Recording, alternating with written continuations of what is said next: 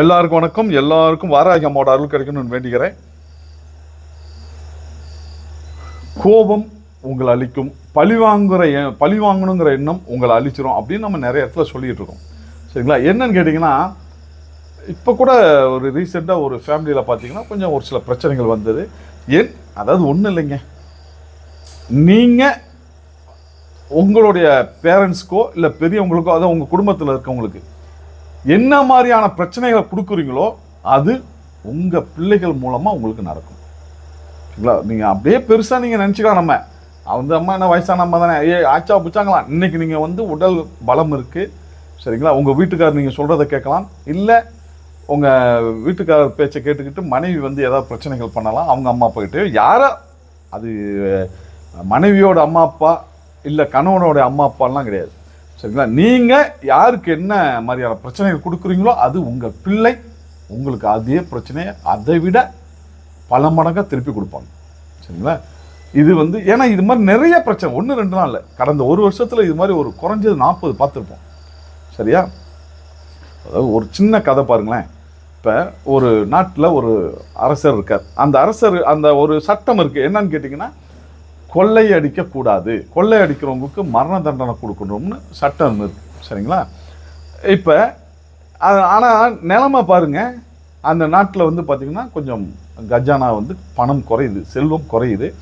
அப்போ வேறு வழி இல்லை, இவரே என்ன பண்ணுறாருன்னா ஒரு கொள்ளை கூட்டத்தை கூப்பிட்டு கொஞ்சம் முடிஞ்ச வரைக்கும் எவ்வளோ கொள்ளை அடிக்கணுமோ அடித்து என்கிட்ட கொடுங்க, உங்களுக்கு இவ்வளோ பங்கு. யார்? கொள்ளைக்காரங்க கூடயே அது மாதிரி பண்ணுறாரு, ஒரு டீல் போட்டு பண்ணுறாரு.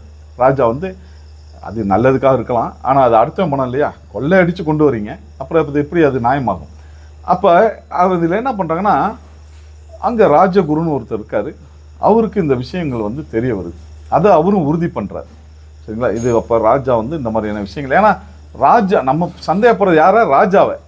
அப்போ அது 100% கரெக்டாக இருக்கணும் அப்படின்னு அவர் விருப்பப்படுறாரு. ஏன்னா கொஞ்சம் மிஸ் ஆனாலும் பெரிய பிரச்சனை ஆகிடும் இல்லையா?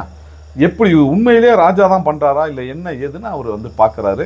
அது கடைசியில் தெரிஞ்சு போச்சு, ராஜா தான் இந்த வேலையெல்லாம் செய்கிறாரு அப்படிங்கிறது தெரிஞ்சிச்சு. அப்போ ராஜாவுக்கு யார் தண்டனை கொடுப்பா? சரி, ராஜாவை அப்படியே விட்டுட்டா என்ன ஆகும்? அவர் கொள்ளையடிச்சுக்கிட்டே இருப்பார், நிறைய பிரச்சனைகள் தான் வரும். அதனால் அவர் என்ன பண்ணுறாருன்னா ஒரு குழு அமைக்கிறாரு. அந்த குழு அழகாக, ஏன்னா இவருக்கும் தெரியுமில்ல எப்போ அவர் எங்கே போவார் வருவார், எந்த இடத்துல கொலை பண்ணால் அவரை கொலை பண்ணிவிட்டு நம்ம எப்படி ஈஸியாக தப்பிக்கிறது, இது எல்லாம் அவங்களுக்கு தெரியும். எந்த பாதையில் போனால் வேகமாக வெளியே போகலாம், ரகசிய வழி எங்கே இருக்குது, இதெல்லாம் தெரியும். அப்போ அவர் ஒரு பிளான் போட்டு கொடுக்குறாரு, ஒரு திட்டம் போட்டு இந்த மாதிரி பண்ணுங்க அப்படிங்கிறாரு. அவங்களும் ஒரு குழுவும் அதில் கரெக்டாக செஞ்சிருது. அவர் கொலை பண்ணிடுறாங்க, ராஜாவை கொலை பண்ணிவிட்டு அவங்க எஸ்கேப் ஆகிடுறாங்க. அவங்கள பிடிக்க முடியல, அவங்கள கண்டே பிடிக்க முடியல. சில நாளைக்கு அப்புறம் அவங்க பையனை ராஜாவாக்குறாங்க. அந்த பையனுக்கு 10 வயசு.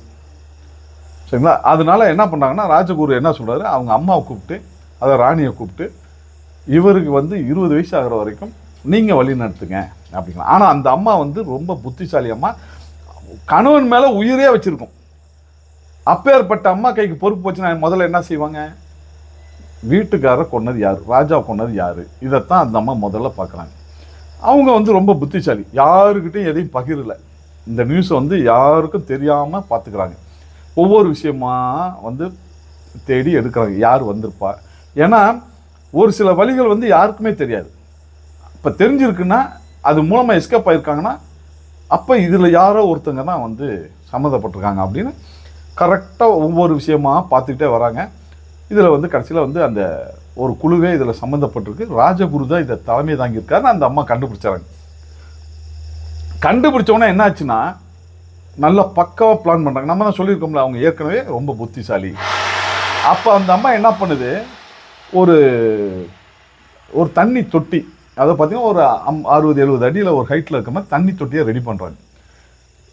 பக்கத்தில் பார்த்தீங்கன்னா ஒரு 10 அடி 15 அடி ஹைட்டில் இருக்க மாதிரி ஒரு செவரு கோட்டை மாதிரி கட்டி அதில் ஒரு மீட்டிங் நடத்துகிறாங்க. ஒவ்வொருத்தரையும் கூப்பிட்டு ஆலோசனைலாம் பண்ணுறாங்க. அதில் ராஜகுருவும் அந்த ஆலோசனை எல்லாம் அந்த குழு இருக்கு இல்லைங்களா, அந்த இவரோட திட்டம் போட்டு கொண்ட குழுலாம் இருக்கு இல்லைங்களா, அவங்களுக்குடைய ஆலோசனை நடத்துகிறாங்க.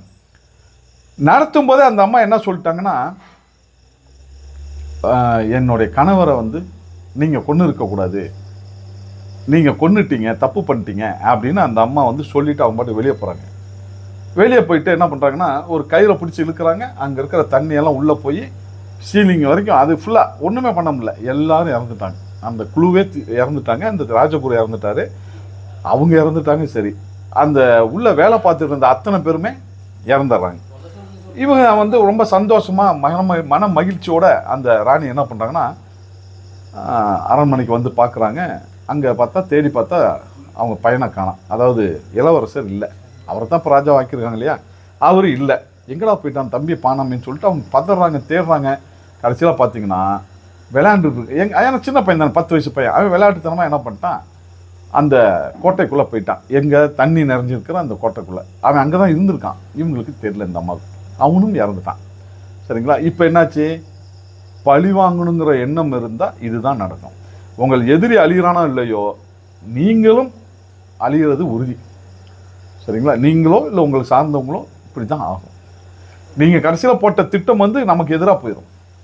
சரிங்களா? இதுதான் நான் உங்களுக்கு சொல்கிறேன். நீங்கள் உங்கள் குடும்பமாக இருந்தாலும் சரி, இல்லை உங்கள் நண்பர்களாக இருந்தாலும் சரி, நீங்கள் என்ன செய்றீங்களோ அது உங்களுக்கும் நடக்கும். மெயினாக குடும்பத்தில் உங்கள் பிள்ளைகள் உங்களை பார்த்துக்கிட்டே இருக்காங்க. இந்த பிரச்சனை அதிகமாக வந்துட்டுருக்கு. அதனால் முடிஞ்ச வரைக்கும் கொஞ்சம் கண்ட்ரோல் பண்ணி, கொஞ்சம் அவங்க பெரியவங்க அப்படி தான் இருப்பாங்கன்னு போயிட்டீங்கன்னு சொன்னால் உங்களுக்கு நல்லது.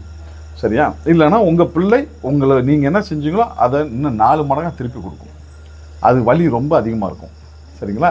பழிக்கு பழி அப்படின்னு போனீங்கனாலும் இதான் பிரச்சனை. முடிஞ்ச வரைக்கும் சமாதானம் போக முயற்சி பண்ணுங்கள். சரிங்களா?